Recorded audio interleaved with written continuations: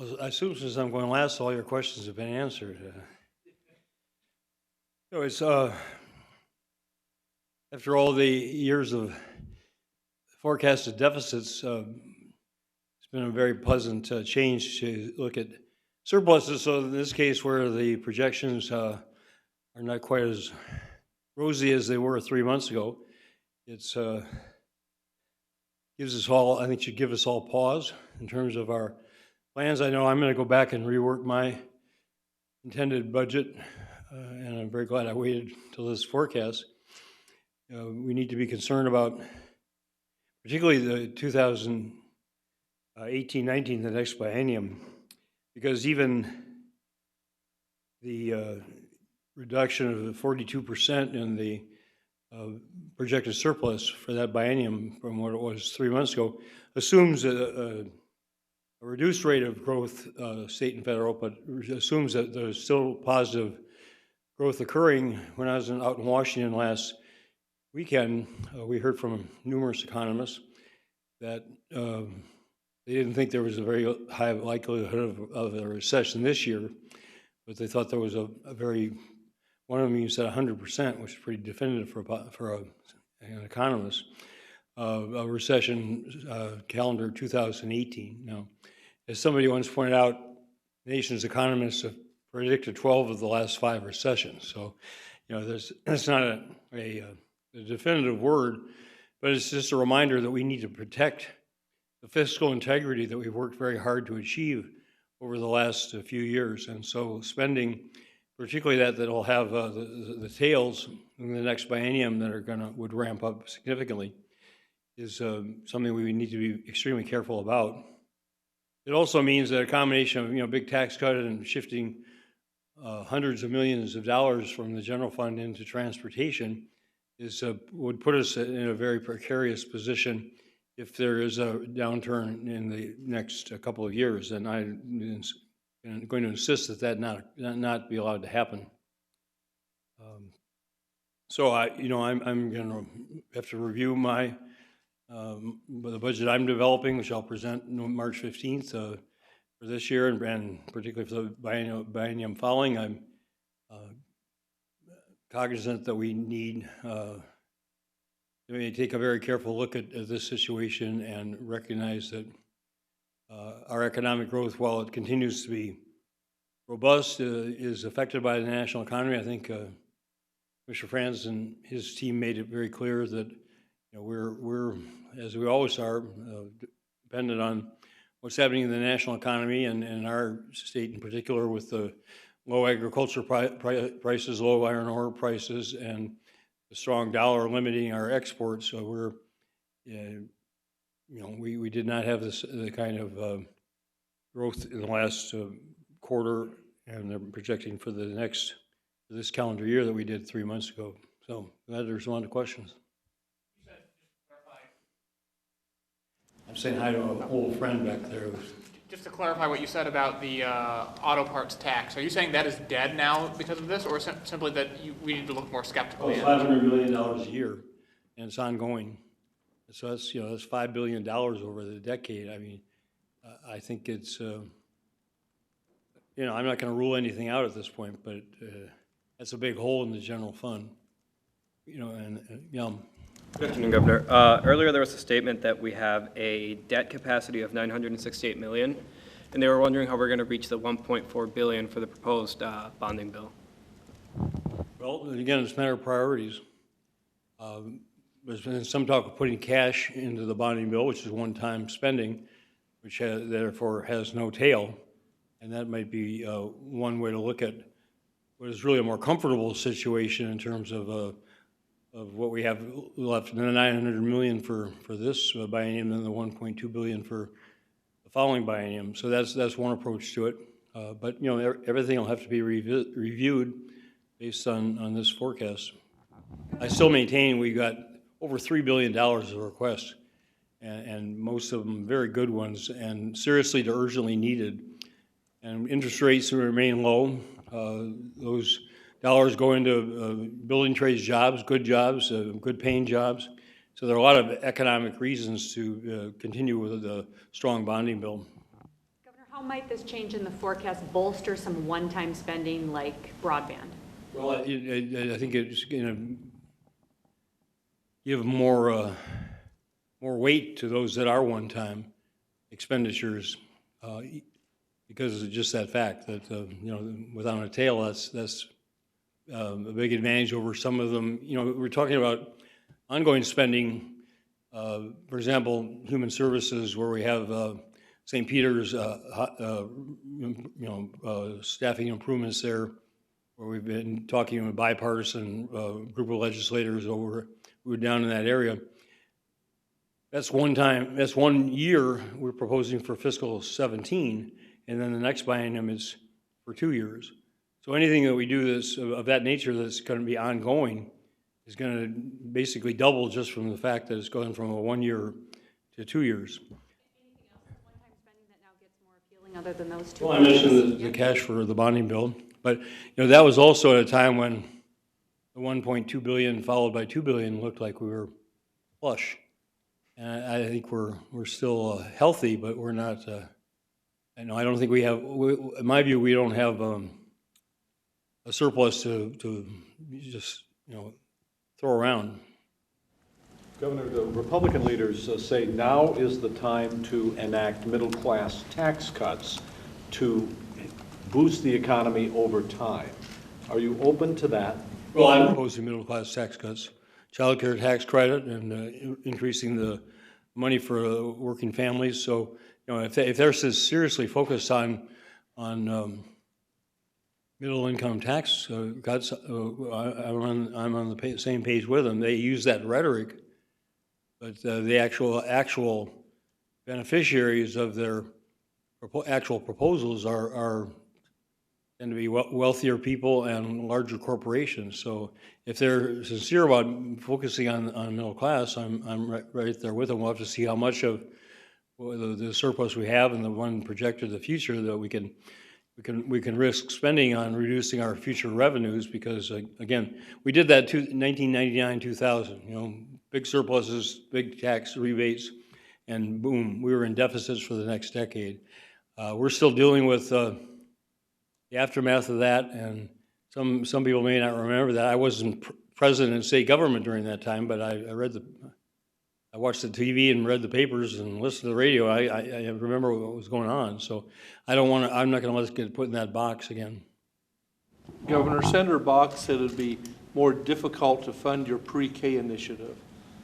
How do you see that? It's going to be more difficult, and we have to. I'm not. I have just got these numbers this morning. So I'm going to have to take some time after the water quality summit to look them over and talk early next week. I've set March 15th as the date for my supplemental, and certainly, I'm cognizant that these numbers are going to make it more difficult. And again, because pre-K, like the other spending I mentioned, would be 1 year in this biennium, and then goes up to 2 years the next biennium. So that's definitely something I'm going to have to take into account. Good news, or is this troubling news? Concerning news. I think any forecast for surplus and a structural surplus, I think it shows again that our economy continues to grow a little more slowly. The national economy grows more slowly, but it just says that we've been sort of rising surpluses really since. 2012, is that when the last one you said the last four? So I've gotten used to it, and this is concerning, and it's a wake-up call for all of us in these positions in the legislature, and myself and my agency heads, and all of whom have a lot of and the groups who are clamoring for additional money or additional tax relief, that. The purse is not as full as it seemed 3 months ago. Republicans pointed to some statistics in the report that showed that in at least some important economic areas, Minnesota isn't growing as fast as the rest of the country. Personal income was one of those areas. They said that was because of the tax and regulatory climate here in Minnesota. I'm guessing you disagree on that point. What would you attribute? Have you ever heard anything other than that for the last? I haven't for the last 40 years. Well, the growth in personal income, as Laura said to me this morning, when we already have a high per capita income, our percent increase is not going to be as high as other states that start from a much lower base. Same thing with job creation. You know, when we're down to 3.5% unemployment, and we have more vacancies than we have unemployment, people unemployed, you know, there's just not much more room to grow. Economists, when I was going to school, said 4% is full employment economy. So some of these, you know, figures don't lie, but others can figure, you know. And you can pick ones that make us look one way or the other. I go back to the ones I've seen over the last year where, you know, time after time, impartial, objective observers nationally rate us very highly. Number one for business, CNBC, and Forbes Business Magazine rated us seventh best or eighth best for business, and Gallup rated us number one for job creation. So, you know, they don't have an axe to grind, and they don't have a political or an ideological agenda that they're trying to continue to foist on Minnesota policymakers. So I don't discount the other factors. We should be looking at all of them. But these are organizations that have looked at a much broader range of factors to come to these conclusions and compared Minnesota to other states. Proposal, you'll have something significant in there for pre-K. Well, early childhood pre-K remains my top priority.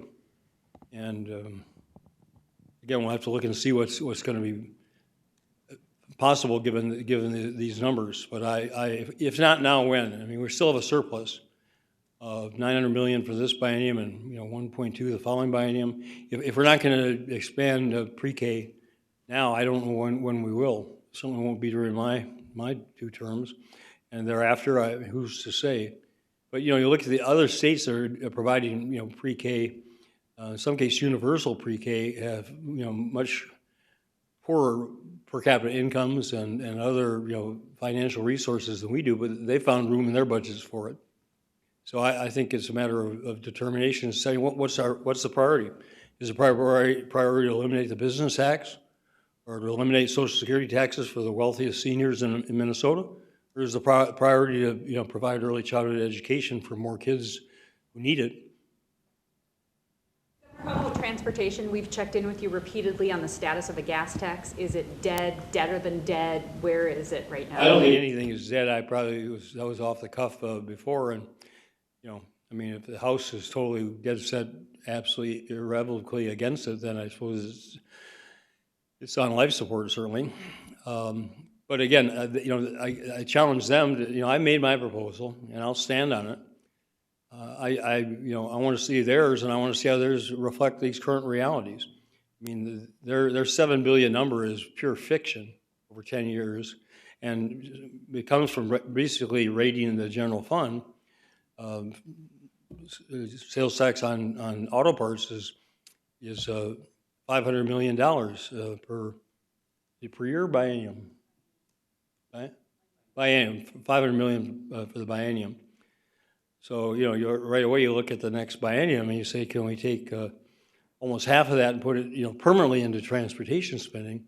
And what's that going to, you know, create in terms of the crunch that you know, I'm determined we're going to avoid, which we got into last time around. So, you know, it's going to be a matter of trade-off and priorities, and they'll set theirs, I'll set mine, Senate will set theirs.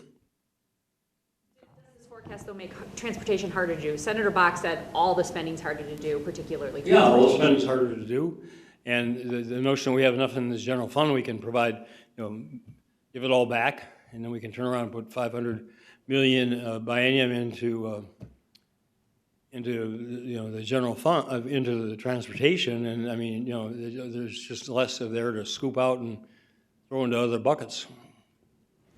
So what does today's report do to the chances of having a successful session?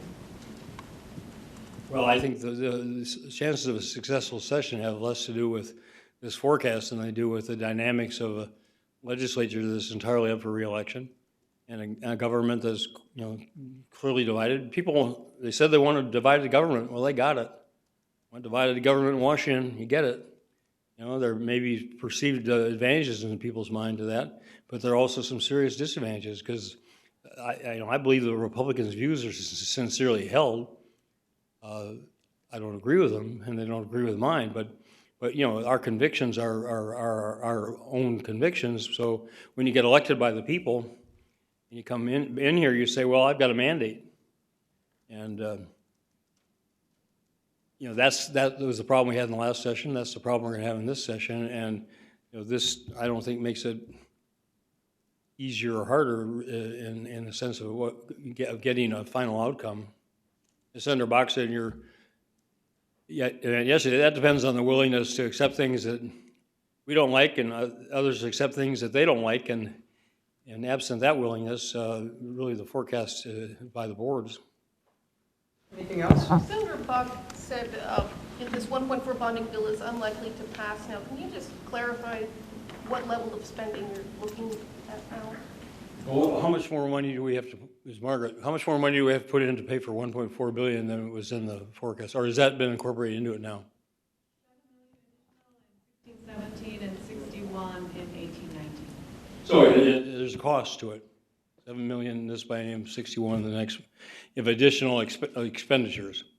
So again, what's the priority? The current budget assumed what, 8, 7? The current forecast assumes we'll do 800 million. 800 million. I consider that to be inadequate.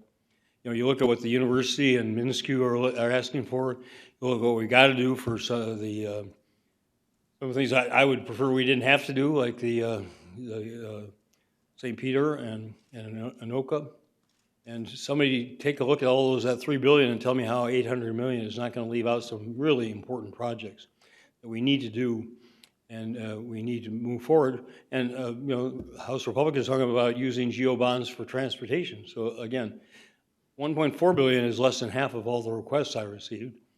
800 million is about less than 25% of all the requests I received. Great. Thanks, everyone. Hey, thank you. Thank you.